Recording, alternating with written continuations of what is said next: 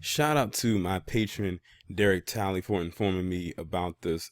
He actually let me know about this in the chat of one of my live streams that I recently had, and I told him to send it to me on Patreon, but I didn't know what the story was until I saw this.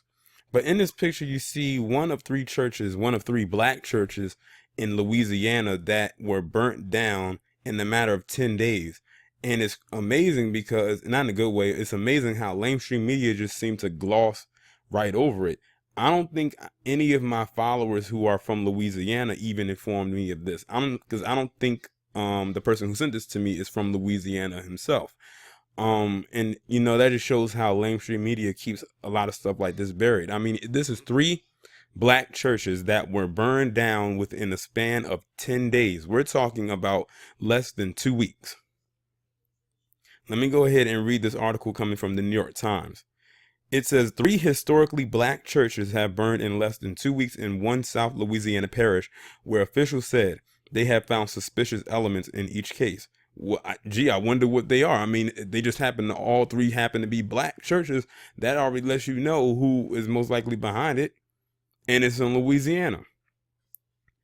The officials have not ruled out the possibility of arson or the possibility that the fires are related. See, that lets me know right there they're going to be slacking on this one. There is clearly something happening in this community, State Fire Marshal H. Browning said in a statement on Thursday. That is why it is imperative that the citizens of this community be a part of our effort to figure out what it is. The three fires occurred on March 26, Tuesday and Thursday in St. Landry Parish, north of Lafayette.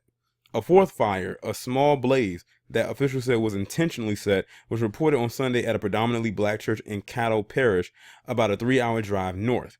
But just as we haven't connected the three in St. Landry, we haven't connected the one in Caddo, said Ashley Rodriguez, a spokeswoman for the Louisiana Office State Fire Marshal.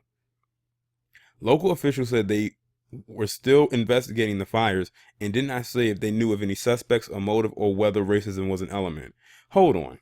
So three predominantly black churches all were burned in the span of 10 days of each other, and you're trying to question whether this was race related? This is probably the same thing that they said back during Jim Crow. They would probably, they would have the Klan burn a cross in the yard or burn a church down, and they would question whether it was race related. But I can just about guess which angle they're going to go with this. They're probably going to say it was faulty wiring, and that's what caused the fire to happen. I'm willing to bet that's one of the angles they want to go with.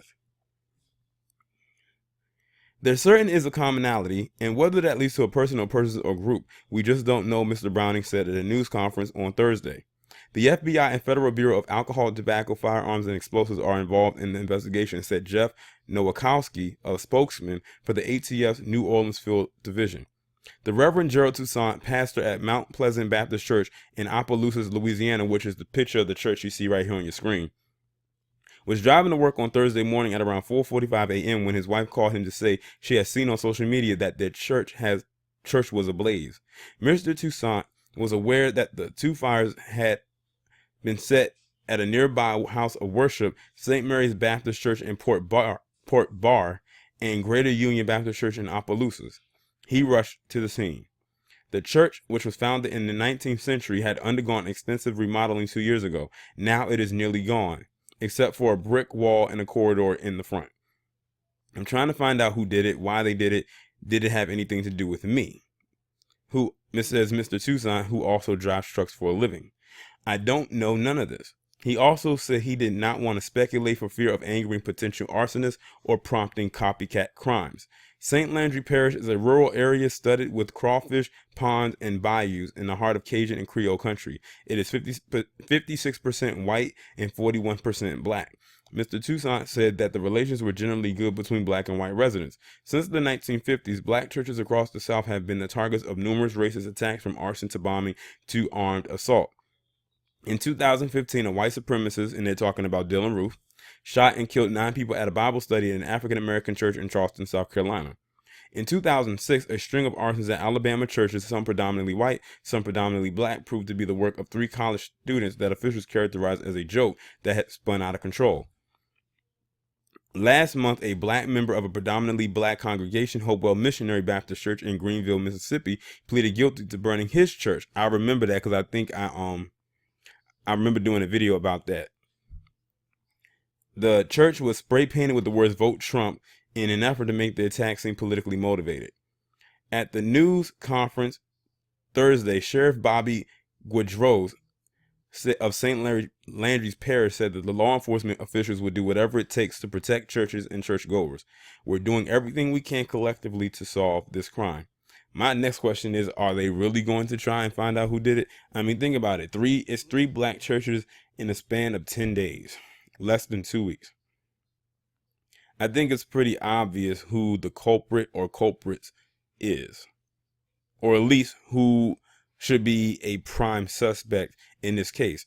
Like I said, church burnings and burning crosses has a very historical place in the fabric of American history, dating all the way back to Jim Crow, and probably even before then. So this doesn't surprise me. And in the climate that we are living in right now, in this era of "Make America Great Again," whatever the fuck that means, because apparently his followers don't know what it is either. They're just saying it to say, and they wear the apparel that says it. Anything can happen. One thing I really hate that really grinds my gears is when Palm Color decides that they're going to come out of their lipless mouths and say that racism is no longer here. Some even go as far and say racism doesn't even exist. No, it doesn't exist for them because they are the ones that perpetuate it the most. That's why they'll never admit that. Most of them will never admit that it exists, because they are the ones who are perpetuating it. But I hope they find whoever is, doing this, because honestly, if this happened within a 10-day span, I can pretty much rule out and pretty much come to my own conclusion and say they're definitely connected. Whoever did one did the other too, and they're going to do more unless they actually catch them. But y'all let me know what you think about this down in the comments, and I'll talk to you in the next one.